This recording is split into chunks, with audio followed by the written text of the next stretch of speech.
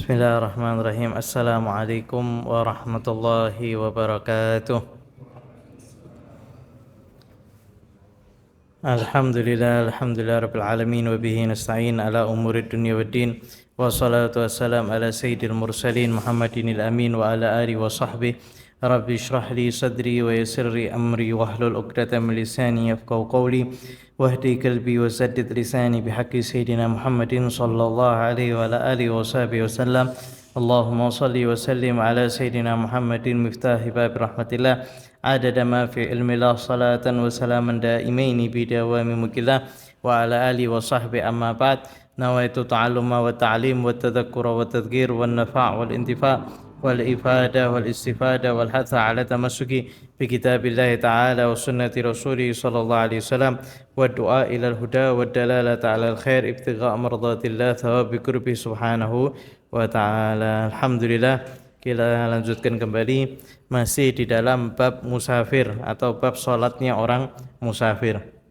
Faslun wa awwalus safar. Ya.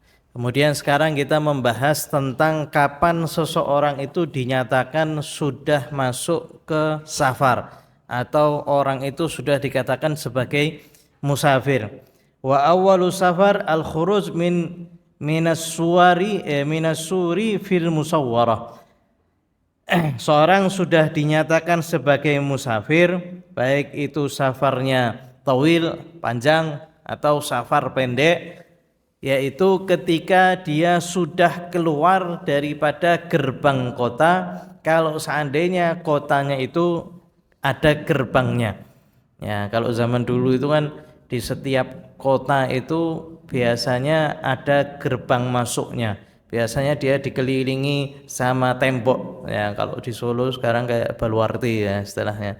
Ya, ada pintu masuknya, ada pintu keluarnya. Nah, ini satu kota. Dulu di Yaman itu kota Tarim itu ada. Ya, ada pintu besar. Ya, biasanya itu sudah terpagar semuanya. Satu kota itu terpagari sepenuhnya, dan ketika seorang itu keluar daripada pagar itu, maka sudah dinyatakan musafir. Sudah dinyatakan sebagai apa? Sebagai musafir. Atau kalau seandainya tidak ada gerbang, maka disebutkan di berikutnya wa minal umron, ya, yaitu kalau seandainya sudah tidak ada lagi bangunan di kota tersebut. Ya, jadi biasanya keluar kota itu biasanya jalan itu dipenuhi sama bangunan, terus semakin lama bangunannya semakin jarang-jarang, lama-lama akhirnya cuma tanah lapang aja atau sawah aja, maka itu sudah dikatakan apa? Sudah keluar daripada kota tersebut. Ya, maka sudah dinyatakan daripada keluar kota. Sehingga kalau zaman sekarang, ya zaman sekarang bagaimana? Zaman sekarang itu karena satu kota itu sudah semakin apa? Sudah semakin berkembang sehingga satu kota dengan satu yang lain itu saling menyatu. Ya. Jadi kalau Solo, Sukoharjo itu sudah ya menyatu ya karena ada jembatan. Nah, aslinya hukum fikihnya itu kalau seandainya dua kota itu bersatu, maka itu menjadi satu kota meskipun panjang. Nah, ini sulit sekali untuk diterapkan. Sehingga banyak sebagian yang beranggapan kalau seandainya sudah keluar kota, sudah daripada ditentukan batasan kota, maka itu sudah termasuk daripada keluar kota. Atau biasanya selamat datang di Tegal, selamat datang di Solo, selamat datang, itu biasanya ada tanda masuk sebuah kota, maka itu sudah bisa dikategorikan sebagai apa? Pintu masuk kota. Jadi kalau seandainya kita sudah keluar daripada batasan kota kita, maka itu baru pertama kali dikatakan apa? Kita musafir. Dan kalau seandainya sudah dikatakan kita musafir, maka kita boleh qashar.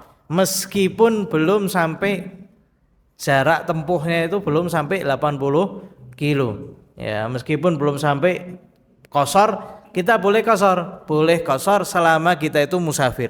Jadi kalau misalkan jenengan itu baru mau berangkat, misalkan baru sampai mana? Misalkan perjalanan ke Jakarta misalkan, ya, lewat Salatiga misalkan, ya, baru sampai Salatiga boleh qashar. Boleh. Ya, meskipun apa? Meskipun mungkin belum di bawah 85 kilometer.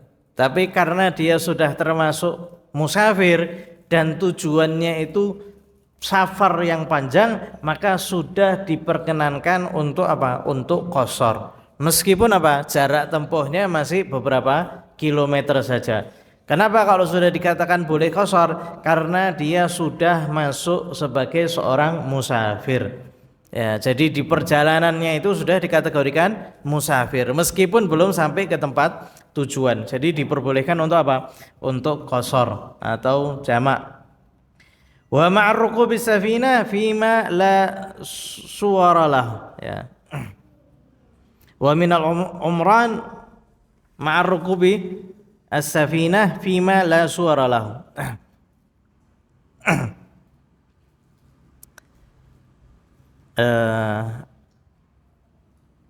Atau kalau seandainya naik kapal ya, kalau seandainya naik kapal maka dia masuknya itu sesuai daripada kotanya ya.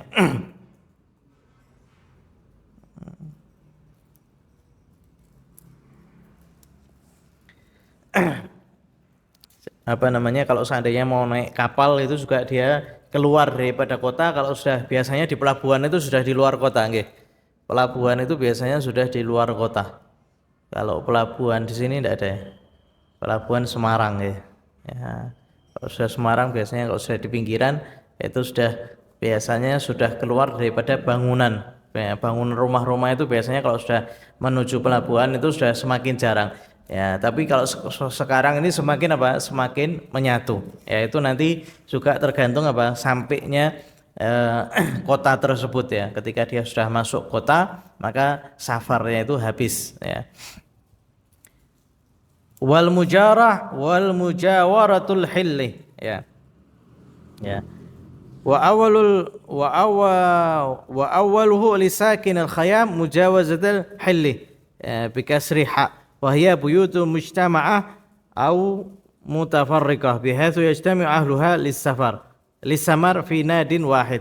Atau kalau seandainya orang itu tinggalnya di kemah. Nah, jadi kalau yang dikatakan orang Badui, jadi orang Badui itu orang Arab yang tinggal di mana dia dapat air, dan biasanya tinggalnya itu pakai kemah-kemah, ya, dan itu berpindah-pindah dari satu gurun ke gurun yang lain, dari satu lembah ke lembah yang lain. Ini yang dikategorikan apa?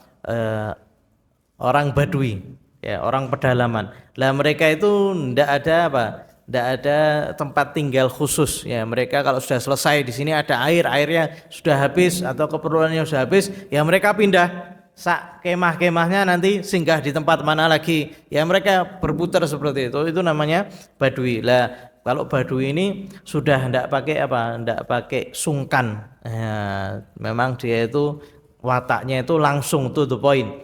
Jadi tidak ada istilahnya tawadhu ya, seperti ketika ada seorang itu mau mulai ceramah, dia di awal pembicaraannya itu dia mengatakan, sesungguhnya saya tidak pantas untuk berdiri di sini karena sesungguhnya saya kurang daripada ilmu, hanya saja saya ini diperintah. Maka orang Badui itu tadi langsung mengatakan jerit, kalau kamu tidak punya ilmu turun, jangan bicara.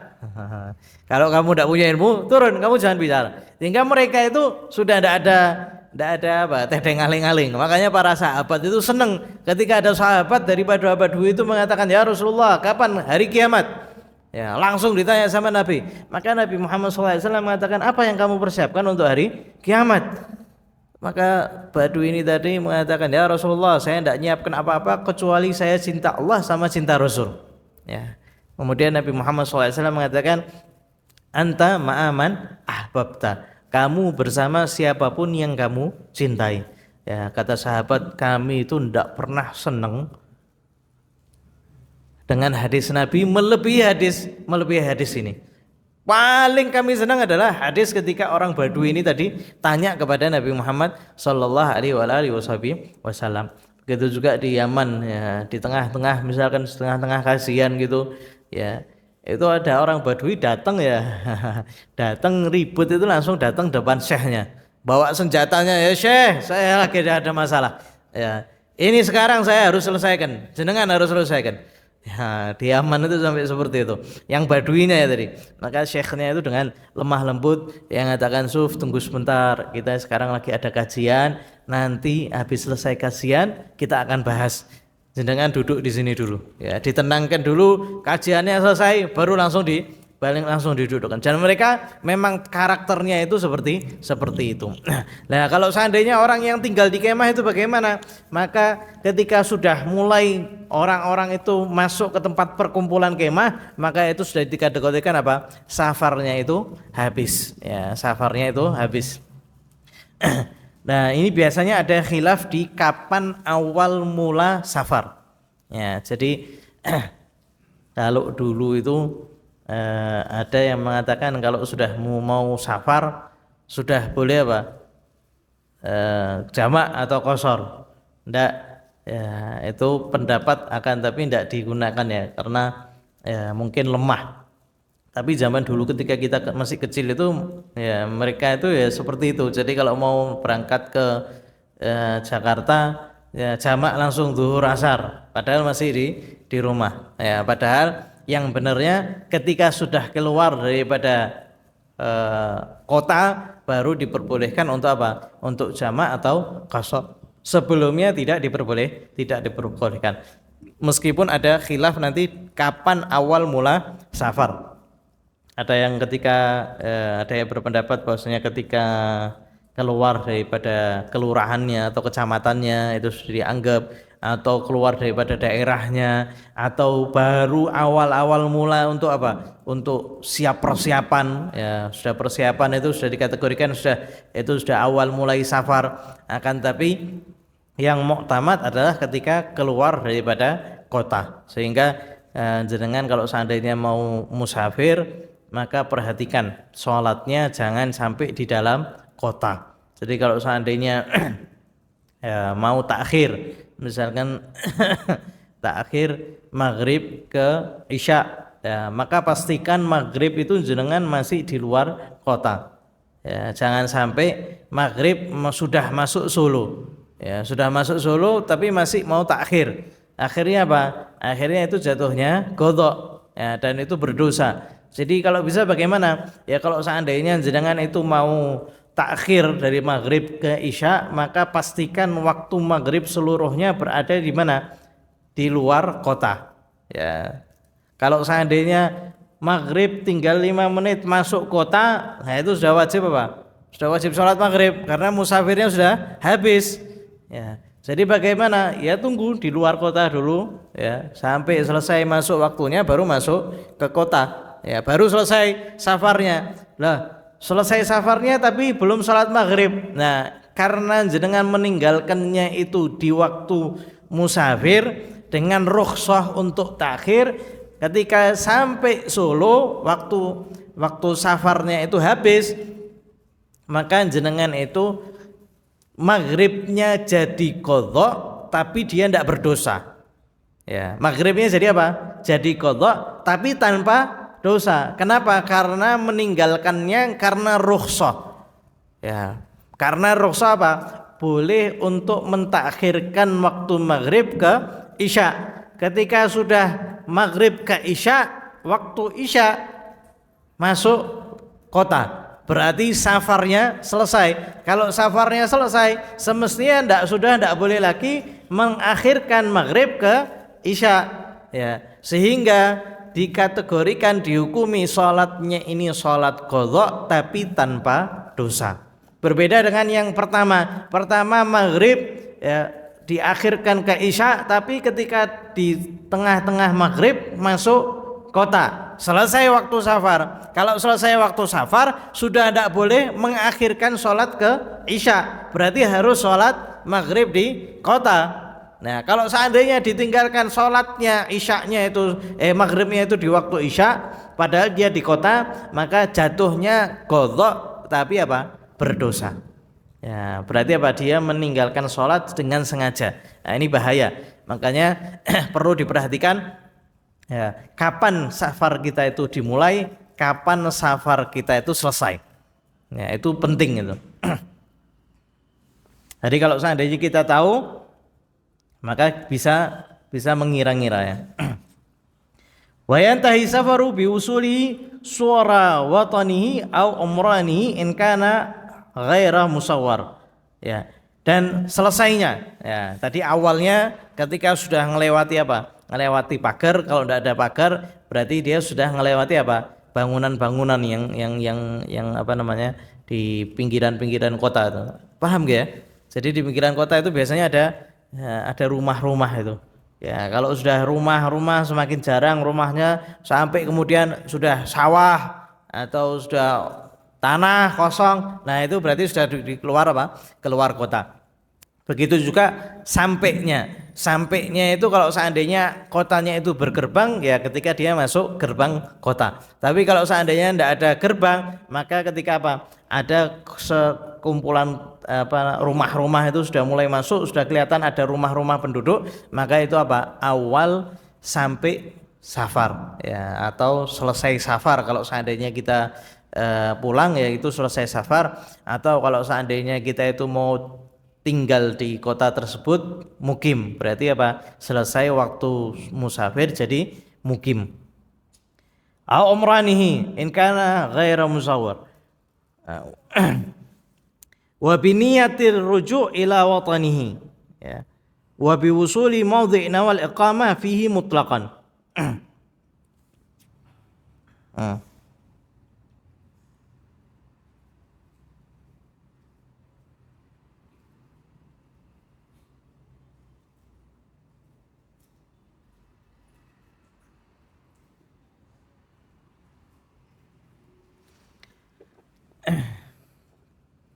Atau kalau seandainya seorang itu sudah masuk ke tempat di mana dia mau singgah di situ lebih daripada 3 hari. Berapa? 4 hari. Jadi dia niat untuk iqamah atau niat untuk mukim. Masuk misalkan mau ke Jakarta 4 hari. Ya, selain hari masuk sama hari keluar. Ya, maka ketika dia masuk Jakarta dia sudah selesai, sudah tidak boleh apa lagi? Tidak boleh lagi untuk mengqashar atau menjamak sholatnya. Kenapa? Karena dia sudah niat untuk mukim. Ya. Berbeda kalau seandainya orang masuk Jakarta, ya, dia tidak niat untuk iqamah. Ya, dia tahu saya ada kerjaan, tapi mungkin sekitar 2 hari atau 3 hari. Setelah itu saya mau pulang. Ya, dia boleh itu qashar.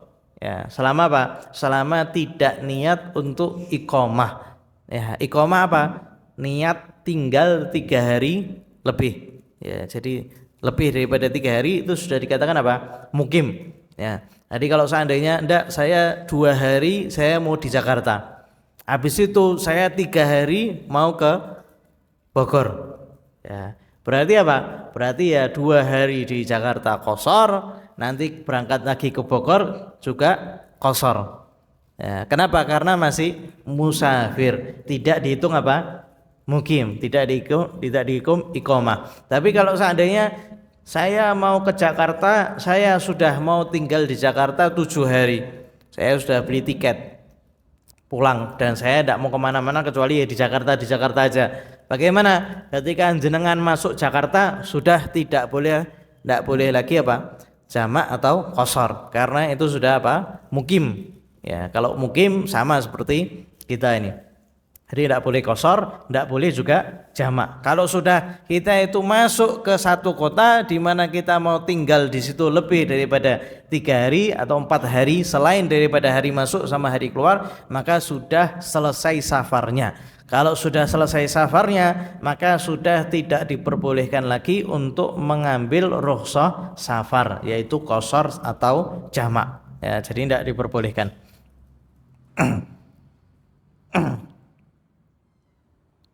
Au arba'at ayyam sahihah. Ya. Atau 4 hari ya, selain daripada hari keluar daripada hari masuk. Ya, jadi kalau ada niat iqamah, ada yang mengatakan kalau sudah seandainya dia niat mukim, ya, maka sudah habis safarnya. Ya. Kalau ada lagi yang lebih niat 4 hari lebih, ya, 4 hari shahihah itu sudah dikatakan apa? Mukim. Jadi 4 hari selain hari keluar sama hari masuk itu sudah dikatakan iqamah. Au lihajatin la tanqadi illa bil mudda al madhkurah, ya, atau dia itu safarnya karena satu perkara, ya, yang perkara tersebut tidak akan selesai kecuali setelah 4 hari. Ya, berarti apa? Berarti dia sudah mukim. Ya, berangkat ke Jakarta mau ngambil paspor. Ketika sampai dikabari bahwasanya bakal keluar paspornya setelah 4 hari. Nah, berarti apa? Berarti dia sudah mukim itu, karena dia sudah niat apa? Sudah niat 4 hari. Kalau tidak niat, ya tidak ketahuan berapa hari, ya dia masih apa? Dia masih boleh safar atau masih kategori safar selama dia belum pasti ya kapan selesai daripada safarnya. Nah, kalau seandainya sudah niat untuk pergi balik, nah itu sudah selesai itu. Berarti dia apa? Sudah harus selesai safarnya. Ketika dia itu pulang, nah saya mau pulang, ya sudah, ya, habis waktu safarnya.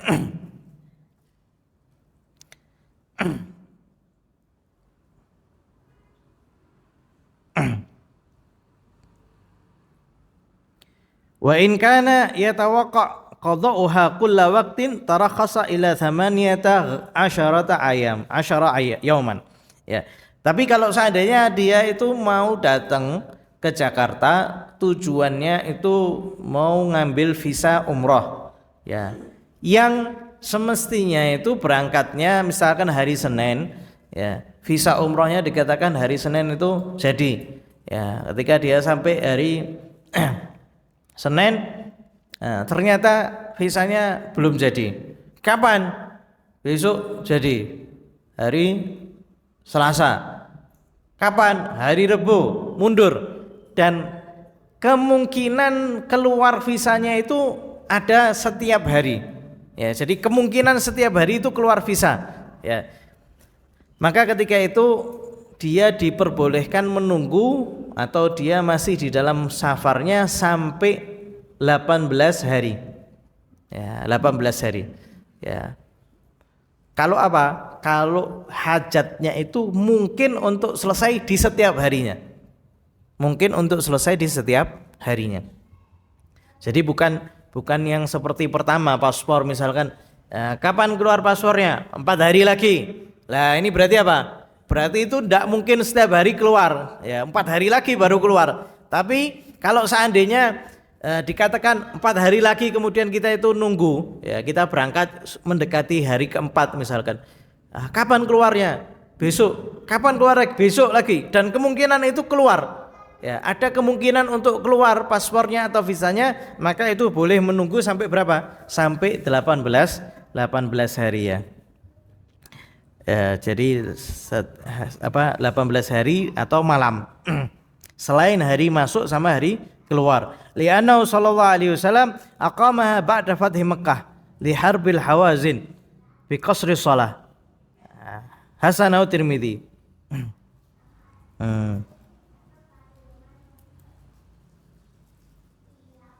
Sehingga karena diambil 18 hari daripada mana? Karena Nabi Muhammad SAW tinggal selama itu setelah Fathu Mekah untuk memerangi Hawazin, ya, dan Nabi Muhammad SAW itu qashar sholatnya. Jadi kemungkinan bisa masuk ke Hawazin atau bisa memalahkan Hawazin itu sampai beberapa hari, ya. Dan Nabi Muhammad SAW itu qashar 18 hari selain hari masuk sama hari keluar. Karena kemungkinan apa? Kemungkinan untuk memenangkannya itu lebih bagus, ya. Jadi ada kemungkinan untuk masuk, ya, di setiap harinya. Jadi yang bisa kita qashar itu kapan? Kalau ada hajat itu mungkin untuk selesai di setiap hari. Ada kemungkinan untuk selesainya di setiap hari. Bukan nunggu sampai 18 hari, 3 hari lagi, 4 hari lagi, itu lain lagi itu. Ya, kalau setiap hari mungkin untuk selesai baru. Ya, jadi saya datang ke sini karena mau ngambil barang. Barangnya kapan? Hari ini tiba. Ya, hari ini tidak ada, besoknya lagi, dan kemungkinan setiap hari mungkin barang itu tiba, maka itu tidak ada masalah, itu menanti. Tapi kalau sudah dikatakan barangnya tiba setelah 1 minggu, itu sudah selesai safarnya. Ya, paham ya? Jadi ini setiap hari kemungkinan ada sama yang sudah ditentukan. Kalau kemungkinannya itu setiap hari ada, hari ini mungkin tiba barangnya, atau besoknya juga mungkin, atau besoknya lagi juga mungkin. Nah, itu bisa ditunggu sampai apa? Sampai 18 hari selain hari masuk sama hari keluar. Wala yuqassiru haim wa talibu gharimin au abik la ya'rifu mawdhi'ahu. Ya. Dan juga orang yang tidak tahu di mana tujuannya, dia tidak boleh qasar. Ya, jadi dia itu jalan ya. Jalan-jalan dia tidak tahu ya, dia tidak tahu mau kemana ya, maka dia tidak boleh apa? Tidak boleh mengkosornya. Wa man la yadri aina yadhhab, yaitu orang yang tidak tahu dia mau pergi kemana, pokoknya jalan aja ya, maka dia tidak boleh apa? Qasar.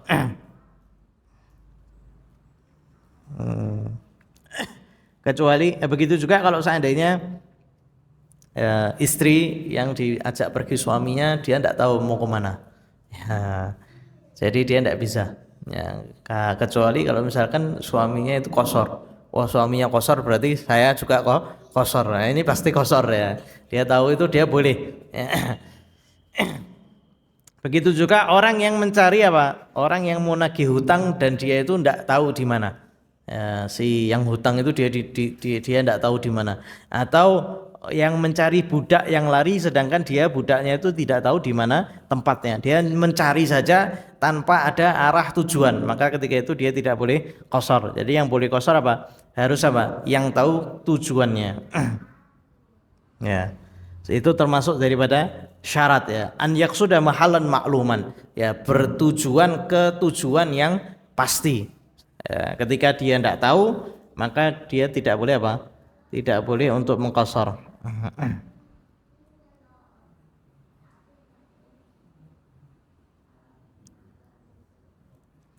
Wala zaujah wala abd la ya'rifanil maqsad illa ba'da marhalatain, atau budak atau perempuan tadi, istri yang dia tidak tahu tujuannya ya, maka dia tidak bisa apa? Tidak bisa mengqasar kecuali setelah apa?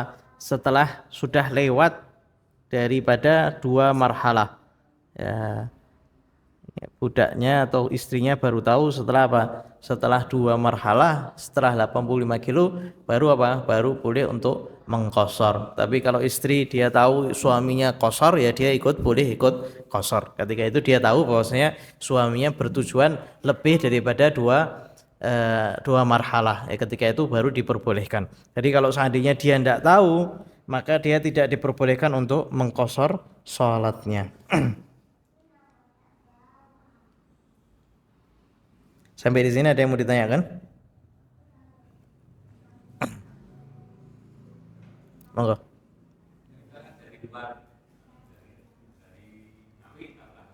Nggih.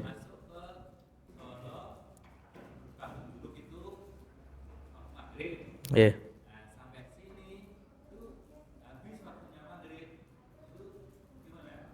Sampai. Nah, sampai sini jenengan tinggalnya di mana? Gentan ini masuk Solo apa Sukoharjo? Masuk Sukoharjo. Ngawi. Juruk. Juruk berarti kotanya Solo ini masih jenengan masih musafir.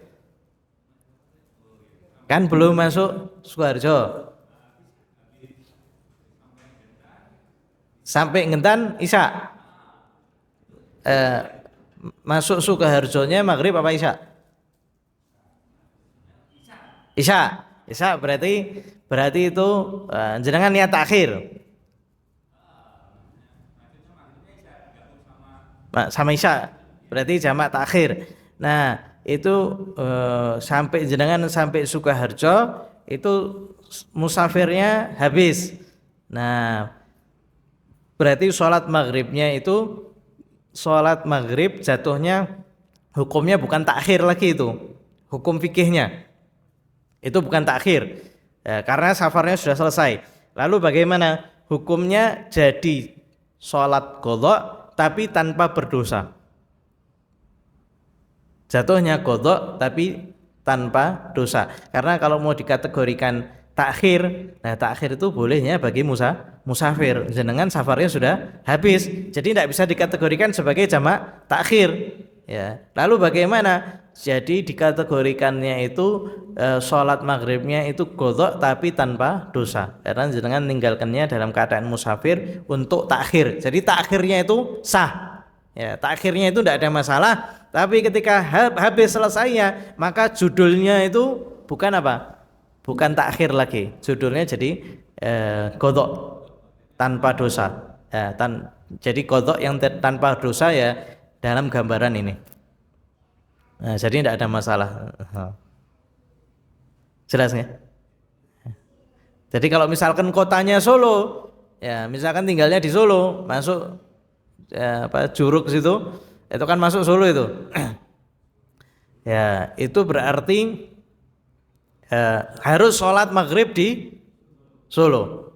Nah, kalau misalkan sholatnya masuknya di Solo kemudian kena macet ya, sampai misalkan mana Solonya misalkan yang jauh Nusukan misalkan keluar Isya ya, berarti apa? Dia qadha dan berdosa karena dia meninggalkan sholat ketika dia itu bukan musafir, dia itu sudah selesai safarnya. Jadi bagaimana? Ya melipir ke masjid sholat maghrib ya, lanjutkan perjalanan lagi. Atau mandeko di Sukoharjo atau di mana Karanganyar ya. Ya, Karanganyar jamak takdim terus lanjutkan perjalanan. Ya, jadi kalau jenengan tahu kapan selesai safarnya, itu jenengan tahu mana yang harus dilakukan, takdim atau takhir. Ya, kalau misalkan wah ini kalau saya masuk Solo ini ya, sudah waktunya mepet untuk sholat maghrib itu sudah tidak ada. Ya sudah nunggu di luar kota. Jangan masuk kota dulu. Kalau sudah masuk kota ya sudah langsung sholat. Harus itu. Nah karena selesai safarnya sudah selesai. Ada lagi? Assalamualaikum.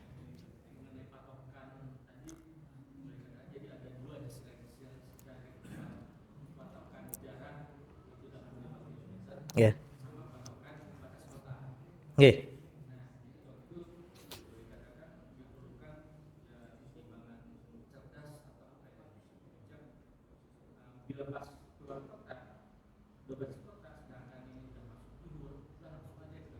Gimana?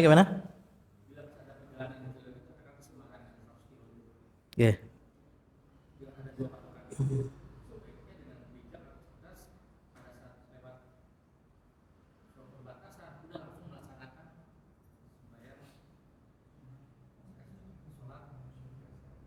Nah, kalau musafir, ya, kalau misalkan di waktu yang kedua kita sampai, maka kita lebih bagus untuk jamak takdim.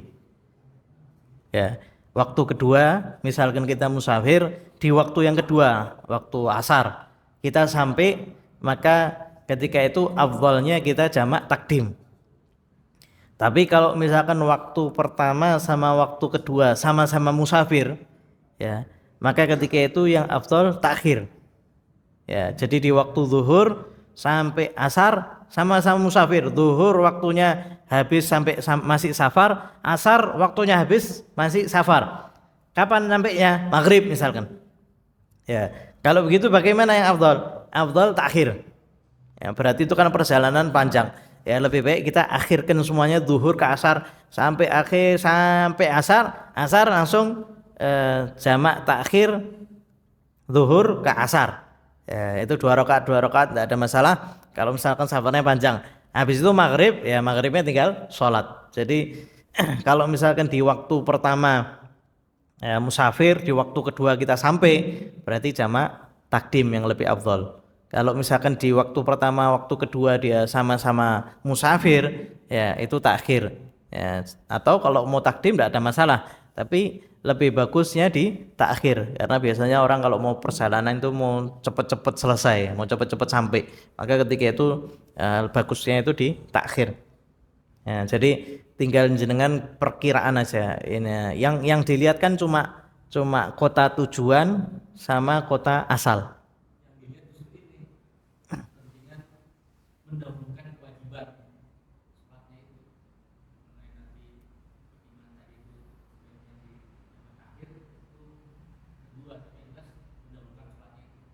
Oh, ya itu kalau misalkan bukan musafir. Kalau bukan musafir itu enggak ada masalah. Tapi kalau seandainya musafir memang dikasih keringanan sama Allah Subhanahu wa taala untuk ditakhirkan dan mengakhirkan karena ngambil daripada Allah Subhanahu wa taala itu juga taat. Jadi juga sama-sama taat, sama seperti orang yang haid. Ya, orang yang haid misalkan dia wah saya enggak puasa, misalkan puasa Arafah. Wah, saya enggak puasa nih. Ya. Padahal enggak puasanya dia itu juga taat sama Allah Subhanahu wa taala karena Allah Subhanahu wa taala melarang dia untuk puasa. Berarti tidak puasanya dia itu termasuk apa? Termasuk taat sama Allah Subhanahu wa taala. Begitu juga ketika musafir, ketika dia mengakhirkan sholat, ya ketika itu kalau seandainya misalkan meninggal, misalkan dia juga termasuk yang tidak berdosa. Berbeda kalau misalkan orang yang apa namanya, orang yang mukim, ya dia mengakhirkan sholat, ya maka itu yang harus ya disegerakan ya. Kalau seandainya dia mukim ya, tidak ada rukhsah. Kecuali kalau ada kerjaan ya itu tidak ada masalah. Karena Allah Subhanahu wa taala ngasih waktu dari zuhur sama asar. Ya. Tapi kalau untuk mau menggugurkan kewajiban, kalau mukim tidak ada masalah tuh. Tapi kalau musafir dikasih keringanan sama Allah Subhanahu wa taala. Ada lagi? Monggo. Nggih. Seragen berapa kilo? 25 kilo. Itu berarti safarnya safar pendek. Safar pendek menurut pendapat yang kuat tidak diperbolehkan, menurut Imam Nawawi diperbolehkan.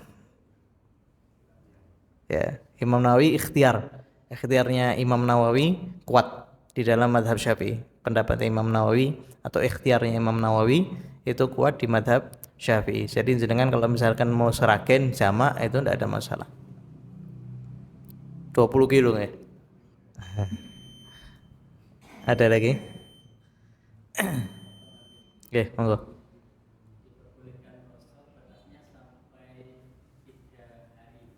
Nah.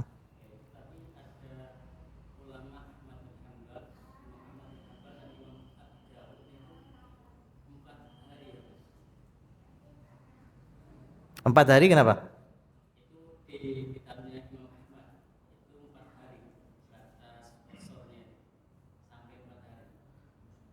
Sampai 4 hari. Itu bisa dihitung.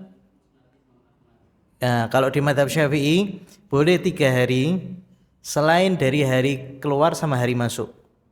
Hari keluar sama hari masuk kalau dihitung jadinya berapa? 5 hari. Nah, jadi ada perbedaan, cuma kalau seandainya kita perhatikan ya hampir mirip. Imam Syafi'i hari masuk tidak dihitung. Ya, 3 hari, 1, 2, 3. Habis itu hari mau keluar tidak dihitung juga. Berarti berapa? 5 hari. Jadi kosornya itu bisa di 5 hari. Hari pertama misalkan keluar, hari pertama masuk di Jakarta, hari Senin misalkan, Selasa, Rabu, Kamis. Ya, Senin masuk, Selasa, Rabu, Kamis. Ya, Jumat keluar, berarti apa? Masih musafir. Karena 3 hari, ya, masih di dalam musafir dan hari ke berapa? Hari keempat, atau hari kelimanya dia keluar, dia masih boleh safar. Tapi kalau misalkan hari Senin masuk Jakarta, Selasa, Rabu, Kamis, Jumat, Sabtu baru mau pulang. Nah, ketika dia sampai Jakarta, dia sudah tidak boleh lagi qashar. Karena apa? Sudah lebih daripada 4 hari yang sahih. 4 hari yang sahih itu sehari satu malam ya. Ya, 4 hari yang sahih selain hari masuk sama hari keluar. Berarti kalau sudah ini berarti dia kategorinya apa? Mukim. Ya, tapi kalau di mazhab Syafi'i 3 hari tapi selain daripada hari masuk sama hari keluar. Sama seperti riwayat ada di riwayat yang tadi itu 18 hari. Di riwayat yang sahih juga 20 hari. Loh kenapa kok ini diambilnya di mazhab Syafi'i 18 hari? Karena 20 harinya itu masuknya dikurangi hari masuk sama hari keluar. Jadinya tetap 20 hari. Nah, ada perbedaan. Hah? Apa? Ada lagi? Bab musafir. Sampun? Sudah selesai. Wallahu a'lam bishawab. Al-Fatihah binatul qabul wa tamkusum muslim. Ila rasulina wa rasulina ثم إلى رحمتنا وأمتكم وإلى حضرة النبي محمد صلى الله عليه وسلم. الفاتحة. أعوذ بالله من الشيطان الرجيم. بسم الله الرحمن الرحيم. مالك يوم الدين. إياك نعبد وإياك نستعين. صراط الذين أنعمت عليهم غير المغضوب عليهم ولا الضالين. آمين. ربنا تقبل منا إنك أنت السميع العليم وتب علينا إنك أنت التواب الرحيم. صلى الله عليه وسلم محمد النبي وعلى آله وصحبه وسلم والحمد لله رب العالمين.